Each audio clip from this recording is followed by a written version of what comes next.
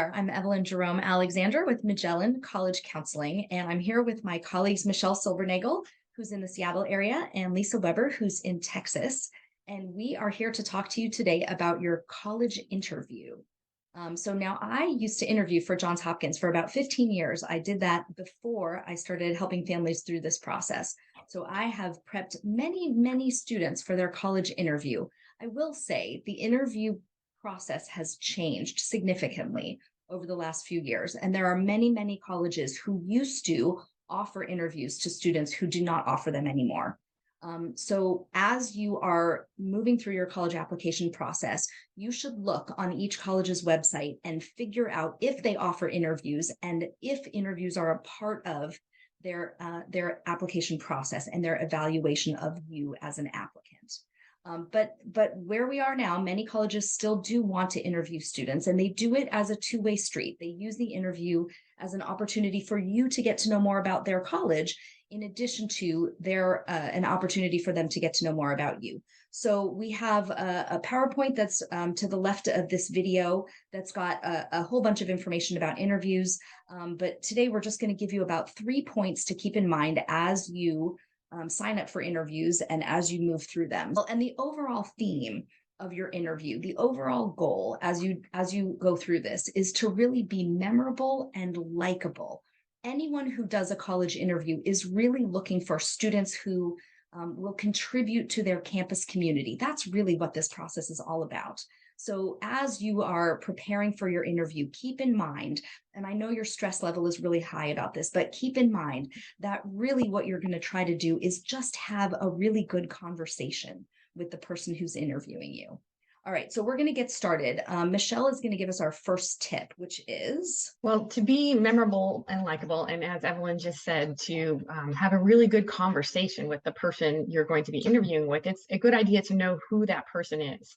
And so sometimes when students go onto a website, they sign up for the interview with a particular person, and they don't actually notice or pay attention to who they will be interviewing with. So sometimes it will say in a follow-up email that you're going to be interviewing with an admissions rep or sometimes they call them a student ambassador or a student fellow, but you may not necessarily know. So what we suggest is always do a little search on the college's website to find out what their admission interview tips might be. Connecticut College is one, and they actually do a do's and don'ts list, and they tell you with whom you'll be interviewing. And that is really important because the person with whom you're speaking will answer and ask questions in a different way depending on who they are. So you might actually be talking with your regional area admissions representative. And that's a good thing to know, because if you are, you can go on to the college's website and look up their bio and learn a little bit about them. You could find out if they are recent alumni from the actual college, and you could note that by, sometimes it'll say the year they graduated, and that tells you that they attended that university. Or you could also find out if they attended a different school. And then if you want to learn more about your admissions representative, LinkedIn is a really great tip. So if you don't have access to a LinkedIn account, your parents probably do, just ask them if you could use it, put in the name of your alumni or your interviewer, and see what you can find out about them. Just a little bit about what they're doing now, where they're working, where maybe their previous educational experience had been or previous career experience. And that kind of leads into the other type of interview person you might have is someone who actually graduated from the university, loves the university so much that they are continuing on doing these interviews with potential applicants. And then you can learn more about the person with whom you're speaking. This is really important because you may not ask the same questions of these people when you're in the interview, and we'll talk a little bit more about the questions that you can ask. But first, Lesa's going to share the type of questions that you may be asked. Yep. So some of the questions that you might be asked are, why do you want to come to this school?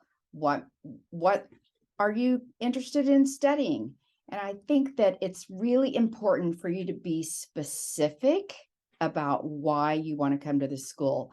If this school is on your list and it's important enough for you to interview, then I'm very hopeful that you have done your research and you really understand everything there is to know about that school and about your intended major. And so when you tell them, I want to come to this school because I think it's super cool or it's in this great city, that's not really a very good reason. You should say something like, I'm interested in studying biology. I did very well in biology. And what made me interested in biology is, and give them the reason why you're interested in biology, specific reasons. Maybe it's because you want to be a doctor. And maybe that reason is because you had some illness yourself, or somebody in your family had an illness, and you're really interested in researching, let's say, kidney disease, and you want to learn more about kidney disease, and you think the best path is through biology. That's very specific. And so you have researched this school, and you know that as a freshman, you can do undergraduate research in biology, and they have a professor that does research in nephrotics, and you can declare your major as a freshman or even as a sophomore and get in that biology lab with this professor. This is very specific, and that is going to make the interviewer go, wow, this kid really understands what it's going to take and understands that our university offers this excellent program. I think that this is a good fit university, and this candidate would be a good match for our university. So in my mind, that would be 5 stars right off the bat.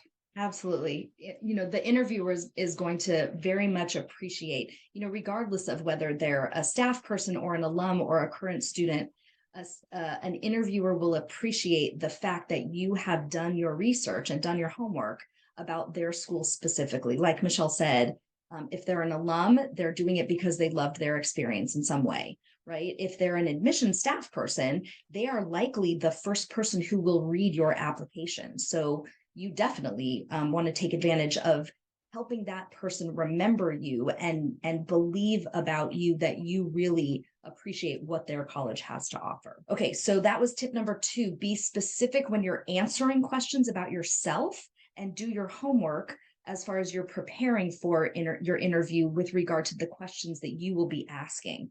And Michelle, you have our final tip. Well, before I jump into the final tip, I wanted to share a few questions that you could ask yourself of the person you're speaking with. Because that will, an informed question. How many times have you heard someone say, oh, that's a really good question, right? So an informed question will also help you be likable and memorable.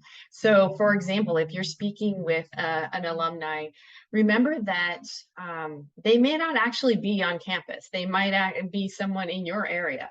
So you don't want to necessarily ask them about the brand new science building or the new recreational facility, but you could ask them questions that would be helpful to you. For example, you could ask them about what their alumni network experience is like, and if they attend very many career resource opportunities, and if what their experience was in finding a job out of school, or internship experience that they may have had that helped them find a job. You could also think about that in terms if you're talking to another student, a student ambassador. You could ask them questions like, what sort of social issues our students are caring about this year on campus? Or how do you spend your weekends? Or about how much time do you spend a week on your studies? And then you could ask the actual admissions representative questions more specific, as Lesa was sharing, about your major, knowing that they may not have the details, but showing your curiosity is memorable to them. Yeah. You could also ask questions about what they might be excited about for things that are new on their campus this year. So those are just some ideas, and we'll have, I think some of these will be in our PowerPoint presentation that Evelyn mentioned.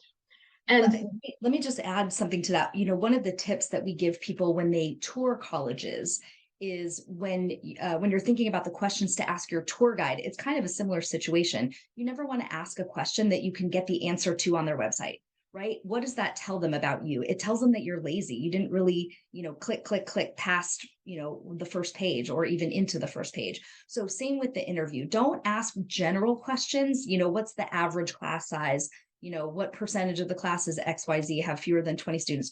Don't ask them about averages. Ask them about their experience. One of the things that is universally true in the world is that everyone loves to talk about themselves, right? You notice how Michelle and Lesa smiled when I said that. Everybody loves to talk about themselves. So your job as a student being interviewed is to get your interviewer to do some of the talking, right? Turn the tables on them. Ask them what their student experience was like, what their alumni experience has been like, even what their experience as a staff person has been like, right? And as Michelle said, sometimes admissions staff are alumni of the school, and sometimes they're not. But if they are alumni, you know why they're working in the admission office. They love the institution. If they're not, you should ask them why they chose to work at that institution, because they probably had multiple options for colleges, that they could work at. So, all right. So yeah, go ahead. If I could add some questions, maybe not to ask. Yeah. That might be, what grade do I need Absolutely to get into the school? How many Yep. AP classes should I take? Yeah. Do I really need that calculus if I want to get into the engineering school? Yes. What's the average SAT, or are you really test optional? Yeah. Those are some questions that maybe you should just look up online or Right. not ask during the interview. That's really they're not bad questions. They're important questions. They're not for this particular situation. You should schedule a different time for speaking with your admissions representative if you have those kind of questions. I kind of always avoid questions about the admission process, period. I think that's not the purpose of the interview. And Michelle, you're right. You can absolutely send those questions by email, especially the do I need calculus for your engineering program? The questions that I don't like are, is this a good GPA? Or, something where you're sort of putting them in a position of making them feel like you're asking them to make a decision on you right there. Don't put them in that position, because they're not going to like that. They really are there to talk about the institution and to get some additional information from you. All right. So final tip, Michelle. So the final tip is to follow up, to really make sure that you are memorable. And that would be to send a final email afterwards.